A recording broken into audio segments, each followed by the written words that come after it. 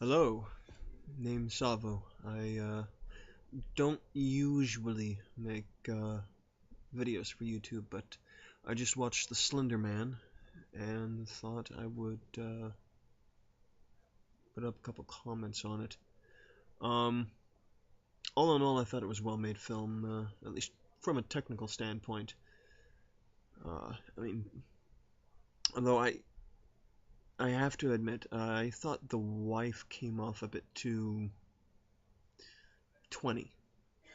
Her dialogue it didn't feel like a mother who was grieving for or whose child has been just been kidnapped.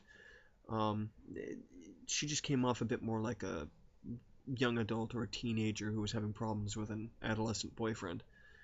It just didn't quite work. But I also thought a little too much was explained about the Slender Man. Um,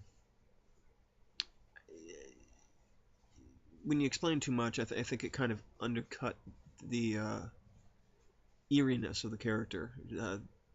And I'll admit I'm not a huge fan of the German origin story either. Um, and so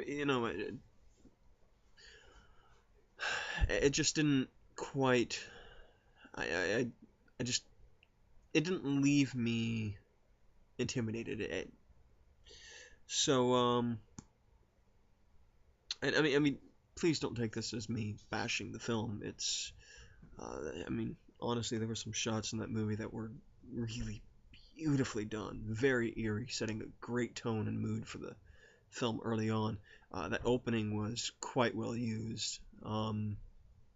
I mean, I kind of saw the end result coming, but it took me a moment to catch it, and I thought it was just a great effect.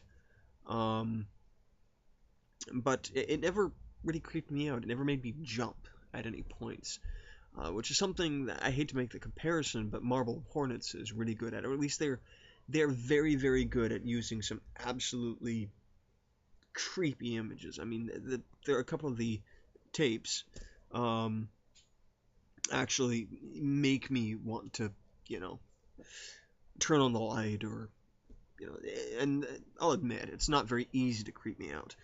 Um, but at the same time, you excelled in giving the story direction, which is something I think Marble Hornets is falling down on.